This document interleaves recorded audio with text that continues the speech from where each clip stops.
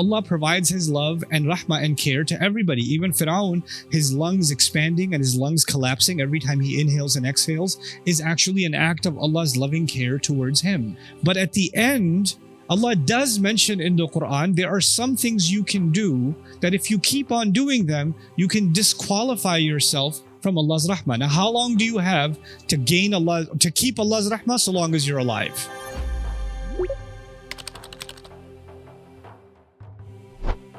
This video is a short snippet of our deeper look of Surah Al-Waqi, which is now available to watch on the newly improved Bayyinah TV. Learn about this surah and many others in the deeper look section of the app. Bismillah ar-Rahman ar-Rahim. Alhamdulillah wa salatu wa salamu ala Rasulillah wa ala alihi wa sahbihi ajma'een. Amma ba'd. I was asked to make a clarification about Allah and unconditional love. So I'll add some things to that commentary. Allah Azza wa Jalla's love is vast and all-encompassing. And the word rahma, actually, which commonly gets translated as mercy, is not the best translation for rahma. The word rahma has two dominant ideas from the Arabic point of view. One of them is love and the other one is care. Love and care. Those are the two dominant ideas behind the word rahma. So the word mercy is maybe a third level meaning, but not the first level meaning of the word. And if you haven't heard me talk about that before, I'll briefly mention why that's important to know. If I say the teacher or the principal showed no mercy and suspended everyone, right? Or some students went to the teacher and said, mercy, mercy. Or the judge showed no mercy. Or the soldiers showed no mercy. You know what all of this has to do with? It has to do with being spared. So you're about to be punished, and then somebody was merciful, which means they didn't punish you, they spared you the punishment. Oh, you understand? The police officer was merciful, he didn't give you the ticket. Right? So actually mercy assumes something negative, and then somebody decided not to go forward, and they showed you mercy and they spared you. You get it? That's the English term mercy. Now the word rahma comes from raham, which is the womb of the mother. And the womb of the mother is a place where two things are happening. As the baby is growing inside the belly of the mom is increasingly loving the baby more and more. And the baby is being taken care of in every single capacity. His food, sleep, protection, shelter, from the elements, all of that's being taken care of inside the raham. When we are in the rahmah of Allah, we are in the absolute ever increasing love of Allah and His care. And the idea of condition and unconditioned, as explained in the Fatiha, is Allah provides His love and rahmah and care to everybody. Even Fir'aun, his lungs expanding and his lungs collapsing every time he inhales and exhales, is actually an act of Allah's loving care towards him. Is even towards him. So life itself is a rahmah given to us by Allah. But at the end, Allah does mention in the Quran, there are some things you can do that if you keep on doing them, you can disqualify yourself from Allah's rahmah. Now, how long do you have to keep Allah's rahmah? So long as you're alive, right? So it's not too late so long as you're alive. The moment you die, it's too late. Now, at that point, it's too late. Now, what does Allah say, for example? Wallahu la yuhibbul zalimeen. Right? So Allah doesn't love people who do wrong. But He doesn't say Allah doesn't love people who has done anything wrong. Like one time you did something wrong. Allahu la yuhibbul zalimeen. Zalim is an ism fa'il, means people that keep on doing wrong and they make a lifestyle out of it. Right? So those kinds of people, they close the doors of Allah's love themselves.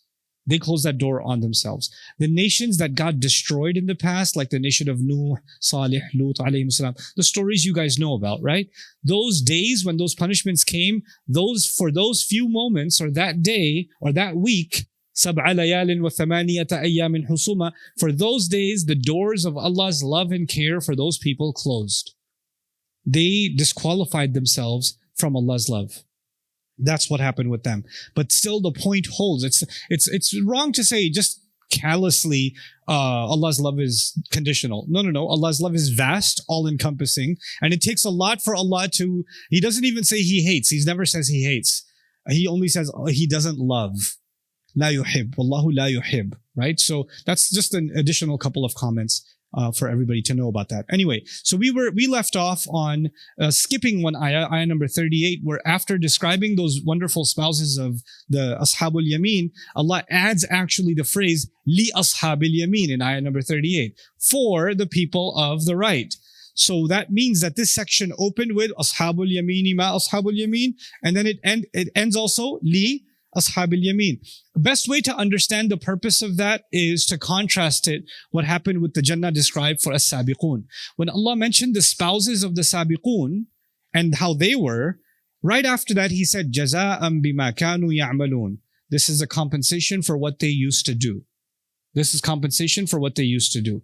Now you would expect, now that He describes the spouses of the next level Jannah, He would say something similar. This is also compensation for what they used to do. He didn't say that so directly. He just said, this is for the people on the right. Now that's indirectly saying the same thing. How is it indirectly saying the same thing? Because when you say people of the right, that means their book is in their right hand. And if their book is in the right hand represents good deeds. These are people of good deeds, and that's why their book is in their right hand. So by saying this is for the people of the right hand, it's almost like saying this is for the people of good deeds.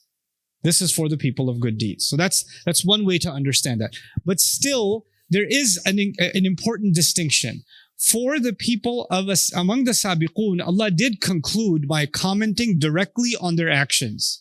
He said, Jaza'an bima kanu ya'malun. And this is important to note because the people of Sabaq, the people that got ahead of everybody else, their actions were in fact remarkable actions.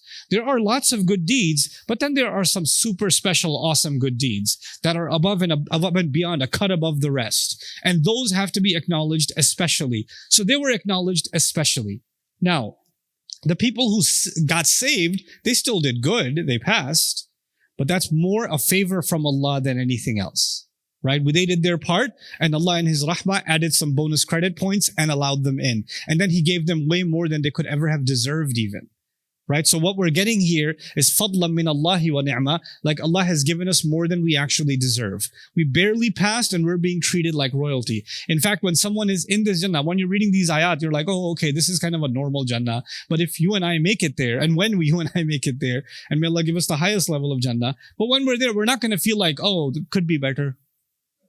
That's not going to be your feeling, you know? Like, yeah, I don't know, my accent changes when I say that, but it's subconscious.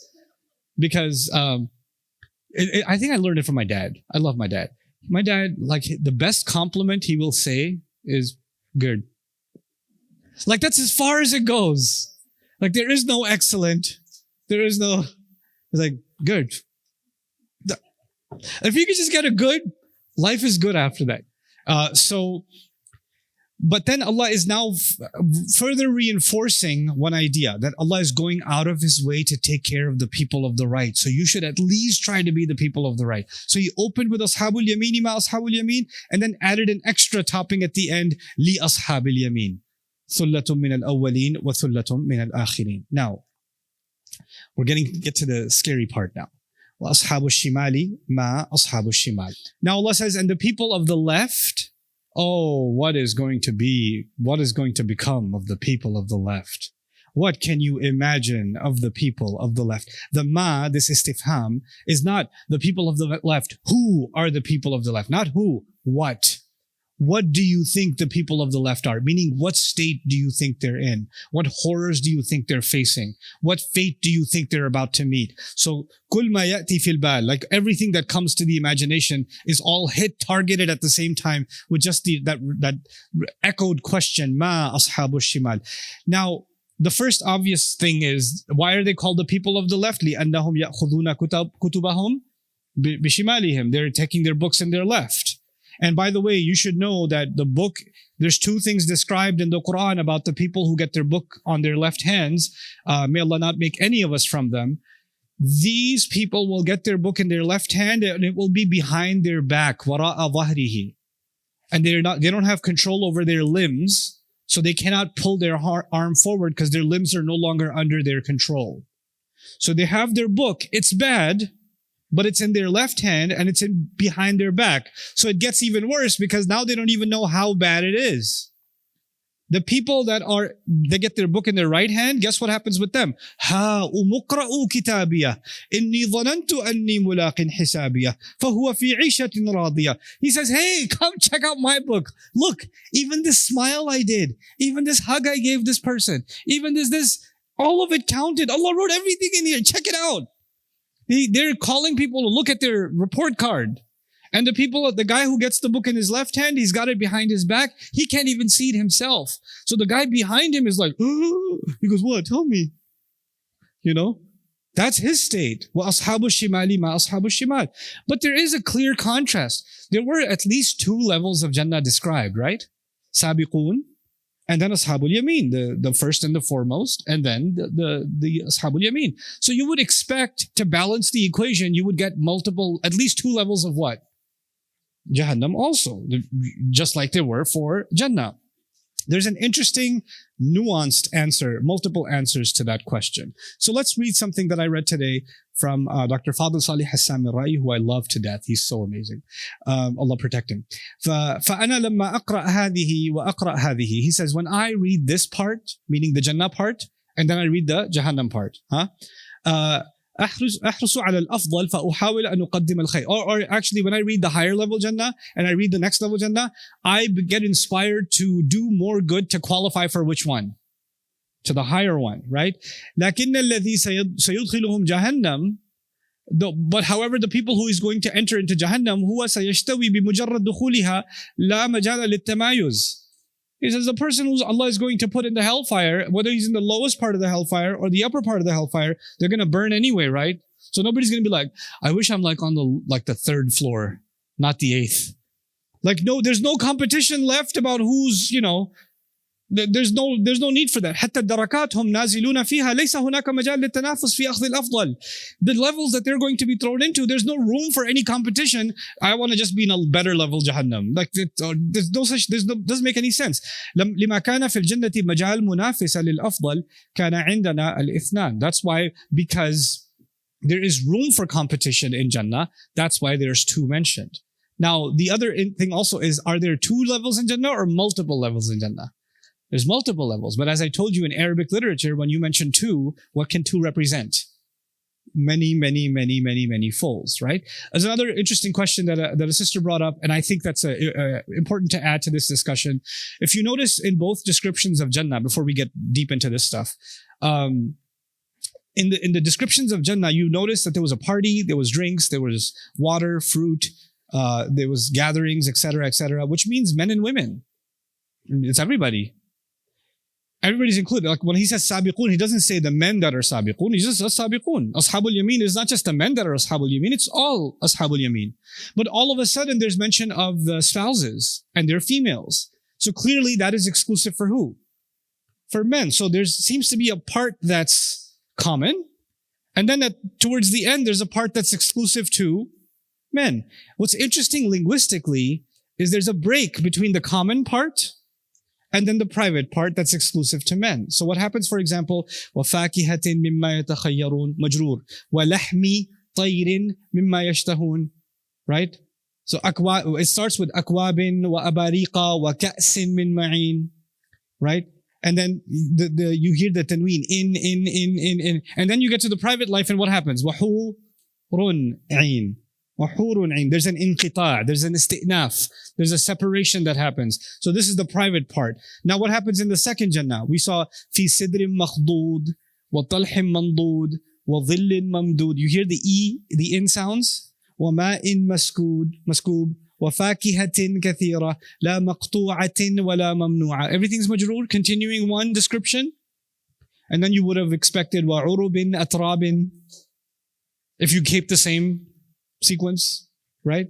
But he says, no, inna ansha'nahunna insha'a faja'alnahunna abkara uruban atraba, separating linguistically even, because that's a separate special thing that's just being described of the men. In other words, that part Allah spelled out for men, and that part Allah did not spell out for women. And as a reminder to all of you, when Allah doesn't spell something out, that actually isn't that because it's not there, but because it's beyond description. Allah doesn't deem it fit to describe, or it is beyond words. or there would be something wrong or something missing in describing it.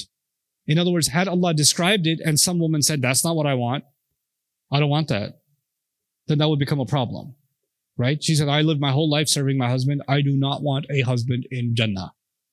I just don't. This is the one thing, my dua is, Ya Allah, not him. I'm good. Right? There are women like that. You may not know them. Don't raise your hand, please. Okay? Okay. But coming back to the description of Jahannam, look, just like passing in school, some kid got a 52, some kid got a 65, some kid got a 75, some kid got a 90. Are there ranks? Yeah. But one kid got a 48. He failed. One kid got a 42. He also failed. One kid got a 35. He also failed. One kid got a 7. He also failed. Are there rankings among the failures? No, they all failed. Whether you got a 7 or a 47, you didn't pass. It's all one level. So you see the logic of describing the levels of Jannah, but not describing the levels of Jahannam in the same way, right? Even though there are levels, there's no point in describing, by the way, this is what's going to happen on level 1. This is what's going to happen on level 2. And you're like, oh, I'm really scared of level 1, but level 2 I think should be okay. Like, that's not going to, that doesn't make any sense. And so that's the logic behind وَأَصْحَابِ الشِّمَالِ مَا أَصْحَابِ الشِّمَالِ. Hey guys, you just watched a small clip of me explaining the Quran in depth as part of the Deeper Look series. Studying the Quran in depth can seem like a really intimidating thing that's only meant for scholars. Our job at Bayyinah is to make deeper study of the Quran accessible and easy for all of you. So take us up on that challenge. Join us for this study, the Deeper Look of the Quran, for this surah and many other surahs on BayyinahTV.com under the Deeper Look section.